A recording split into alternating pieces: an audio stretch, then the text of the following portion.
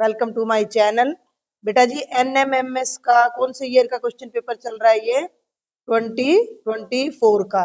और इसका जो मैट का पार्ट था वो मैंने करा दिया। और आज हम करेंगे स्कॉलस्टिक एप्टीट्यूड टेस्ट, जिसे शॉर्ट में SAT भी कहा जाता है। इसमें आपका साइंस आ जाएगी, एसएस आ जाएगा, मैथ्स आ जाएगा, यानी कि सिलेबस आ जाएगा। ठीक है, तो 91 से शुरू करते हैं। देखो इसके लिए भी 1.5 घंटा आपको अलग से दिया गया है, यहाँ पर ये रहा। तो फटाफट शुरू करते हैं। क्वेश्चन नंबर 91 में ये कहता है कि विद्युत परिपथ में ये वाला चिन्ह क्या दिखाता है? This symbol in electric current. तो ये स्विच ऑफ दिखा रहा है, तो इस पे मैंने पहले टिक लगा रखा है। स्विच ऑफ में ऐसा दिखता है। दूसरे पे आ जाओ। किसी तार में उत्पन्न ऊष्मा की मात्रा, the amount of heat produced in wire, यानी तार में गर्मी किसकी वजह से पैदा होती है? पदार्थ, उसकी अंदर जो मटेरियल है, या लंबाई है या चौड़ाई है, तो सभी पे डिपेंड करता है। ठीक है, 93 पर आ जाओ। भारत के उस भूभाग के बारे में कौन सा कथन सत्य नहीं है जिसे इंदिरा पॉइंट कहा जाता है? Which of the following is not true. हाँ, तो ये तुम्हें थोड़ा ध्यान देना है कि कौन सा सत्य नहीं है। तो ये है कि उसे नेहरू, ये कह रहा है कि भाई इंदिरा पॉइंट को नेहरू पॉइंट के नाम से जाना जाता है, तो ये बात सही नहीं है। लेकिन हमने उत्तर भी यही बताना है। बाकी सारी बातें ठीक है कि ये अंडमान निकोबार में, ग्रेट निकोबार पर एक जिले का गांव है। इसे पिग्मेलियन पॉइंट और पार्सन्स पॉइंट कहते हैं। 2004 में ये डूब गया था। जो बात गलत है उस पर टिक लगानी है। ठीक है, अब आ जाओ प्रश्न संख्या 94 पर। केन बेतवा लिंक NPP के तहत पहली नदी इंटरलिंकिंग परियोजना से किन राज्यों को लाभ होगा? यानी केन बेतवा लिंक नाम से जो लिंकिंग प्रोजेक्ट चल रहा है वो मध्य प्रदेश और उत्तर प्रदेश को जोड़ेगा। क्लियर है? आगे आ जाओ। 95, ये बड़ा सिंपल सा क्वेश्चन है। सफेद रंग किससे मिलके बनता है? श्वेत प्रकाश सातों रंगों से मिलके बनता है। Which white light is made up of. अब ये अपना मैथ का क्वेश्चन आ जाता है। हाँ, लेकिन 25 कैसे आया वो देखना है। कि एक कार 15 मिनट तक 40 किलोमीटर प्रति घंटा की गति से चलती है, और फिर 15 मिनट तक 60 किलोमीटर प्रति घंटा की गति से चलती है। तो कार द्वारा तय की गई दूरी। अब डिस्टेंस क्या होती है ये ध्यान रखना। Distance is equal to speed into time. पहली लेते हैं 15 मिनट तक 40। अब एक बात का ध्यान रखना कि टाइम तो मिनट में है और डिस्टेंस जो है वो किलोमीटर प्रति घंटा में है। तो स्पीड तो 40 है और टाइम 15 मिनट है। मिनट के बना लो घंटे, यानी उसको 60 से कर दो डिवाइड। 15 4 जा 60 और 4 10 जा, तो ये तो हो गया 10 किलोमीटर पहला केस। दूसरे केस में ये जा रहा है 60 किलोमीटर प्रति घंटा की गति से, फिर 15 मिनट तक। तो दूसरी डिस्टेंस कितनी हो जाएगी? 60 गुणा 15/60। 15 मिनट था ना, 15 मिनट के घंटे बनाने के लिए मैंने 60 से भाग कर दिया। और दूरी होती है चाल गुणा समय। ठीक है, तो 60 से 60 कट गया, तो ये आ गया 15 किलोमीटर। पहले चला 10 किलोमीटर, फिर चला 15, तो कुल वो कितना चला? 10 + 15 यानी कि 25 किलोमीटर। तो बी ऑप्शन पे टिक कर देंगे। 97 देखो, निम्नलिखित में से कौन सी रासायनिक परिवर्तन की अब विशेषता नहीं है? अवस्था में परिवर्तन आना। जब भी कोई केमिकल चेंज होता है तो स्मेल बदल जाती है, रंग बदल जाता है, ध्वनि बदल जाती है, लेकिन उसकी स्टेट नहीं बदलती, वो जैसा है वैसा ही रहता है। 98 पे आ जाओ। तमिलनाडु में कोयम्बटूर और केरल के पलक्कड़ के बीच पश्चिम घाट की खाई को क्या कहते हैं? तो इसे पाल घाट दर्रा कहते हैं। The gap in western Ghats between Coimbatore in Tamil Nadu and Palakkad in Kerala is referred as Pal Ghat pass. दर्रा को इंग्लिश में पास बोलते हैं। 99 पे आ जाओ। निम्नलिखित में किस क्षेत्र को दक्षिण भारत का उद्यान कहा जाता है? तो कावेरी नदी डेल्टा को कहा जाता है। 100वां क्वेश्चन फिर मैथ का, मिक्स है, सारा मिक्स है। राजन चावल बनाने में अपनी माँ की मदद करता है। उसकी माँ कहते हैं कि चावल में पानी का अनुपात 2:1 है। यहाँ थोड़ी सी गड़बड़ है, इसको इंग्लिश में पढ़ो। His mother says the ratio of water to the rice is 2:1। ये बहुत बड़ी गड़बड़ है, ध्यान देना। यहाँ उसकी मम्मी कह रही है कि वाटर और राइस का अनुपात 2:1 है। ये हम घर में भी चावल बनाते हैं, जितने चावल होते हैं उससे दुगना पानी चढ़ाते हैं। तो वाटर दुगना भाई अगर 2 कटोरी पानी ले रहे हैं तो 1 कटोरी चावल लेने, यहाँ ये लिखने में गड़बड़ हो गई। लिखने में क्या गड़बड़ हो गई कि पानी में चावल, ठीक है ना। तो निम्नलिखित में से पानी और चावल का सही अनुपात क्या है, तो इन चारों में से आपने करेक्ट ऑप्शन बताना है। अब 2 कप चावल में 6 कप पानी, ये तो तिगुना हो गया। 4 कप चावल में 2 कप पानी, चावल, अब देखो यहीं से हिसाब लगा लेना कि जितना पानी है चावल उससे आधा है या चावल से दुगना है पानी। अब यहाँ तो चावल से आधा हो गया पानी, ये ऑप्शन भी गलत हो गया। Third, very good. 1.5 कप चावल में 3 कप पानी है, तो थर्ड हमारा सही आंसर आ जाएगा। आगे आ जाओ 101 पे। विद्युत के माध्यम से किसी भी वांछित धातु की परत को किसी अन्य पदार्थ पर जमा करने की प्रक्रिया को इलेक्ट्रोप्लेटिंग, बिल्कुल आसान, कि भाई किसी धातु के ऊपर कोई दूसरे पदार्थ को जमा करना, प्लेट लगा देना, उसके ऊपर प्लेट सजा देना, तो वो हो गया इलेक्ट्रोप्लेटिंग। 102 पे आ जाओ। कक्षा 8 की छात्रा बिंदु ने लोहे की प्लेट या तवे पर जलती हुई लकड़ी या कोयला रखा, मान लो लोहे का तवा था उस पर कोयला रख दिया, इसे कांच के जार से ढक दिया, तो कुछ देर बाद कोयला क्यों जलना बंद हो गया। भाई सिंपल सी बात है, कोई चीज जलती कब है, जब हमें ऑक्सीजन मिलती है। अब उसके ऊपर शीशा उल्टा रख दिया तो ऑक्सीजन मिलनी बंद होगी, तो ऑक्सीजन उपलब्ध नहीं है। आगे बढ़े 103 पे आ जाओ। एक क्रिकेट मैच में बनाए गए रनों का परिसर, परिसर कैसे निकालते हो, सबसे बड़ी में से सबसे छोटी घटा देते हैं, तो सबसे बड़ी ढूंढो कौन सी है, 55 है सबसे बड़ी, और सबसे छोटी, सबसे छोटी 20, 55 में से 20 घटा दो 35 आ गया। ऑप्शन 2 करेक्ट हो गया, बिल्कुल सही है। चौथे पे आ जाओ। चौथे पे नहीं, 104 पे। निम्नलिखित में किस आकृति में अनंत सममित, इनफाइनाइट लाइंस ऑफ सिमेट्री, क्योंकि जो वृत्त होता है ना, अनंत रेखाएं, कहीं से भी खींच लो वैसा ही दिखेगा, हर तरफ से उसको ढक लो, बीच में से कहीं से भी मोड़ लो वैसा ही दिखेगा, तो अनंत रेखाएं होती हैं, तो सही ऑप्शन 1 आ जाएगा। अब 105 पे आ जाओ। ध्वनि इनके माध्यम से यात्रा कर सकती है, साउंड कैन ट्रेवल, सब में से मतलब बर्फ में से भी, सॉलिड में से भी जा सकती है, लिक्विड में से भी जा सकती है, और गैस में से भी, तो ये ऑप्शन ठीक हो गया। अब 106 पे आ जाओ। भारत के राष्ट्रीय अभ्यारण्य उद्यान और उनके जानवरों के आधार पर प्रसिद्ध है, कॉलम ए को कॉलम बी से मिलाएं। यहाँ तो नेशनल पार्क्स हैं, यहाँ पे कौन से जानवर उनमें रहते हैं वो हैं, तो इनके कॉलम मिलाने हैं। थोड़ा सा इसको छोटा करके मैं यहाँ दिखाती हूँ, ये है हमारा करेक्ट आंसर। तो ये नंबर 1 हमारा आंसर है कि A1 का मतलब है कि जिम कॉर्बेट नेशनल पार्क में शेर रहते हैं। B4 B4 B4 का मतलब भद्रा वन्य जीव अभ्यारण्य में पाइथन रहते हैं। C3 का मत, ये अलग अलग भी याद होने चाहिए, सासन गिर वन्य जीव अभ्यारण्य में क्या रहते हैं, चीता रहते हैं, और काजीरंगा में एक सींग वाले गैंडे रहते हैं, तो ये हमारा करेक्ट आंसर आ जाएगा। इनको अलग अलग भी याद कर लेना, कहीं एक एक नंबर में आ जाए। देखो याद करने की चीज तो आपको दोहरानी पड़ेगी बार बार, तभी याद होगी। भारत में शुष्क खेती बड़े पैमाने पर दक्कन पठार में, dry farming in India is largely practised in Deccan plateau, ठीक है। अब आगे आ जाओ, ये फिर मैथ आ गया। शालू एक पुस्तक को प्रतिदिन 1.5 घंटे पढ़ती है, मतलब भाई 1.5 घंटा आज पढ़ा, 1.5 घंटा कल पढ़ा, 1.5 घंटा अगले दिन पढ़ा। संपूर्ण पुस्तक को 6 दिनों में पढ़ती है, उस पुस्तक को पढ़ने में उसने कुल कितने घंटे लगाए, बिल्कुल सिंपल, एक दिन में वो 1.5 घंटा पढ़ रही है, 1.5 का मतलब 3/2 घंटे। भाई मेरी बात समझ आ रही है, तो 6 दिन में कितने घंटे पढ़ेगी वो, तो 3/2 गुणा 6, 2 तिया 6, 3 तिया 9, यानी कि उसने 9 घंटे लगाए किताब पूरी करने में। कहानी समझ आई, पक्का। आगे बढ़ू।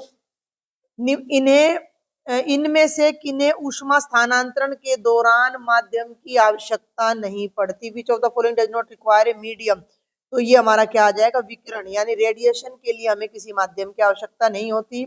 110 पे आ जाओ। किस राज्य में भारतीय भूवैज्ञानिक सर्वेक्षण द्वारा लिथियम पाया गया है, लिथियम पाया गया है जम्मू एंड कश्मीर में, lithium is found in geological survey, ठीक है। और 10 क्वेश्चन और देख लेते हैं, तो बहुत आसान आसान है। निम्नलिखित में कौन सा धात्विक खनिज का उदाहरण नहीं है? तो तांबा भी धातु है, चांदी भी है, शीशा भी है, अभ्रक नहीं है, मीका। ठीक है, अब आ जाओ 112 पे। कवि राजमार्ग नामक ग्रंथ किस भाषा का प्रमुख ग्रंथ है? ये चीजें तो याद ही करनी पड़ेंगी। तो इसका है ऑप्शन 3, यानी कि कन्नड़ भाषा का ग्रंथ है कवि राजमार्ग। बागान समय यानी टी गार्डन टाइम जो इंडियन स्टैंडर्ड टाइम से 1 घंटा आगे है, किस राज्य में है? बागान किस तरफ ज्यादा है? आसाम। बागान समझते हो ना, जहाँ चाय उगाई जाती है, आसाम में ज्यादा है।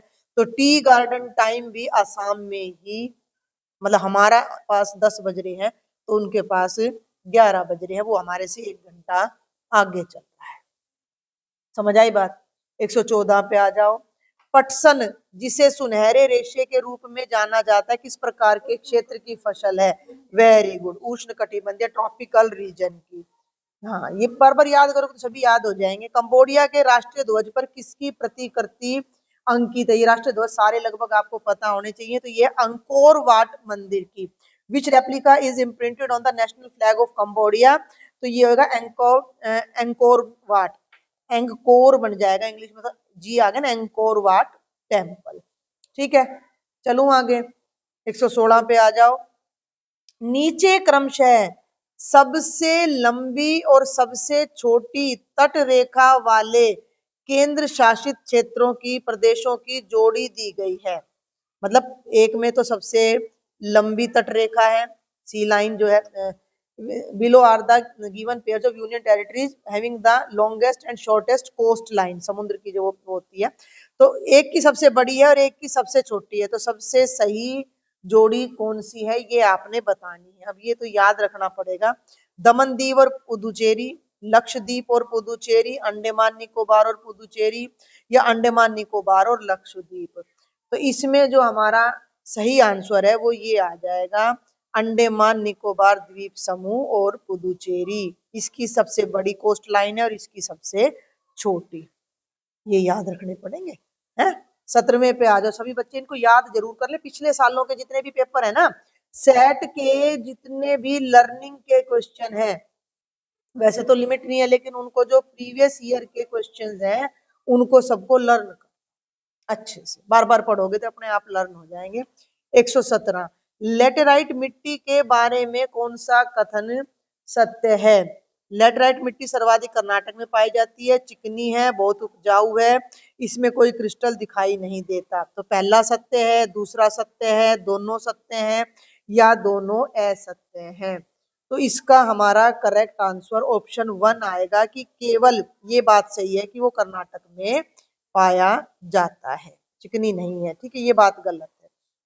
अब 118 पे आ जाओ। स्तंभ ए और स्तंभ B, column A and column B को मिलाएंगे। कॉलम ए में कुछ किताबों के चीजों के नाम है और ये कहाँ है, कैसे है, वो उनका हमने मिलान करना है। ठीक है, तो इसका जो हमारा करेक्ट आंसर आएगा 118 का बेटा, वो एक आएगा। पहले को बी से मिलाना है। मधुबन ताम्रपत्र अभिलेख, ये हर्षवर्धन के समय के हैं। दूसरे का ए, यात्रियों का राजकुमार, वेनसांग को कहते हैं। ठीक है, तीसरे का डी, विज्ञानेश्वर, मिताक्षरा को कहते हैं। और चौथे का सी, मत विलास परहसन, ये है महेंद्र वर्मा। तो इसका करेक्ट आंसर 1 आएगा।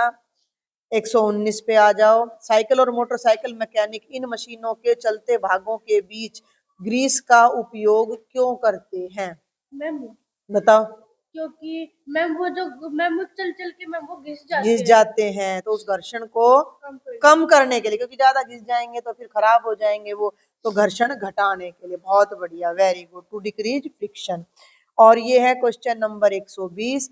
विद्युत धारा का चुंबकीय प्रभाव सबसे पहले किसके द्वारा बताया गया था? Magnetic effect of electric current was firstly noticed by Hans Christian ऑस्ट्रेड के द्वारा बताया गया था।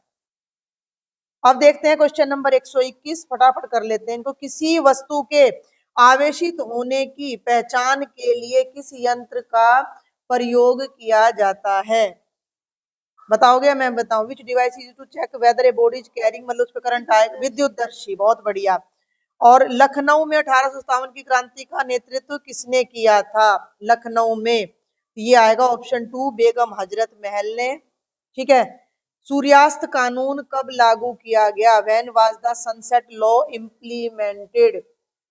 1794, यानी सूर्यास्त के बाद काम नहीं करेंगे, इस तरह का शायद वो कानून था, जहां तक मेरी जानकारी है। हिरण का शिकार करने के लिए एक ही शेर पर्याप्त है, यह शब्द किस शासक के हैं? ये इसके हैं राज्यवर्धन के। ठीक है, चलूं आगे। अब आ जाओ 125 पे। कॉलम ए को कॉलम बी से मिलान करे। तो हिंदू साहित्य कब था, बौद्ध में क्या था, जैन में क्या था? तो इसका जो करेक्ट ऑप्शन है बेटा, ये ऑप्शन 4 है। हिंदू साहित्य में उपनिषद आते हैं, किताब। ठीक है। बौद्ध साहित्य में जातक कथाएं, अपनी लाइब्रेरी में भी है जातक कथाएं। ठीक है। जैन साहित्य में अंग आते हैं, और लौकिक साहित्य में मुद्रा राक्षस आता है। ये बुक्स के नाम है, उस समय में कौन सी थी कहानियां वगैरह और वो। अच्छा जी, अब आगे आ जाओ। मराठा प्रशासन में पेशवा कौन थे? पेशवा किसको बोलते थे? पेशवा पे फिल्म भी आई थी बाजीराव की, है। तो ये पेशवा बोलते थे प्रधानमंत्री को। मराठा जब राज करते थे, उस टाइम पे जो प्रधानमंत्री होते थे, उन्हें पेशवा कहा जाता था। ठीक है। 127 पे आ जाओ। सैयद इब्राहिम किस संत का वास्तविक नाम था? पढ़ा है कभी? रसखान का। ठीक है। किसका था? रसखान का। रसखान की कविताएं कृष्ण की भक्ति में उन्होंने बहुत कविताएं लिखी हैं। 128 पे आ जाओ। कर्नाटक का प्रथम युद्ध किस संधि के द्वारा समाप्त हुआ था? ये है बच्चे एक्स ला शेपल की संधि, ट्रीटी ऑफ एक्स ला शेपल। ठीक है, आगे बढ़े। और ये आ जाता है, नीचे दिए गए वाक्यों को ध्यान पूर्वक पढ़ें और सही उत्तर का चयन करें। शिवाजी का जन्म 19 फरवरी 1630 को पुणे के प्रसिद्ध किले में हुआ। शिवाजी को तलवारबाजी की शिक्षा दादा कोंडदेव से मिली। शिवाजी ने सर्वप्रथम 1646 ईस्वी में तोरण दुर्ग पर अधिकार किया। पुरंदर की संधि 12 मई 1665 ईस्वी व मिर्जा राजा जयसिंह के बीच हुई। अब मेरी बात सुनना ध्यान से, इन चारों में से कौन कौन से सही है वो बताने हैं हमने, और उसके लिए ये ऑप्शन है आपके पास कि भैया ए और सी सही है, सी और डी सही है, ए बी और सी सही है, या ए और बी सही है। तो ये तीनों बातें सही हैं। सुनो, जन्म 19 फरवरी को हुआ था, तलवारबाजी दादा कोंडदेव से सीखी थी, और 1646 में अधिकार भी किया था। ये तीनों सही है, और ये तीनों सही है, तो सही ऑप्शन 3 आएगा। वहां से मत भर देना, नीचे ये इनमें से छांटना है उत्तर। ठीक है। और अब आज का लास्ट ले लेते हैं, क्वेश्चन नंबर 130। प्राचीन काल में गायन और नृत्य कला में पारंगत स्त्री को क्या कहा जाता था? गायन और नृत्य में पारंगत स्त्री को विशारद। तो देखो, वैसे तो विशारद होता है जो किसी काम में एक्सपर्ट हो, जिस भी काम में। वैसे तो देखो, अगर लेडी की बात आए ना, तो पहले जो लेडीज केवल गाती और नाचती थी, उन्हें एक तरह से तवायफ की श्रेणी में लाते थे। लेकिन अब यहाँ जो 4 ऑप्शन है ना, उन चारों में तो एक्सपर्ट, विशारद माने किसी काम के अंदर एक्सपर्ट होना, कि उसको सारा ज्ञान है। तो हम यहाँ विशारद ही लगाएंगे इसके अंदर। ठीक है, जो ऑप्शन हमारे पास अवेलेबल है। क्लियर है? ठीक है, तो ये विशारद आ जाएगा। तो अभी आज इतना ही, बाकी के क्वेश्चन हम नेक्स्ट वीडियो में कवर करेंगे। और तब तक आप रिवीजन करो, और जो मैथ के क्वेश्चन है उनका भी अच्छे से रिवीजन करो। नेक्स्ट वीडियो में मिलते हैं। Thank you.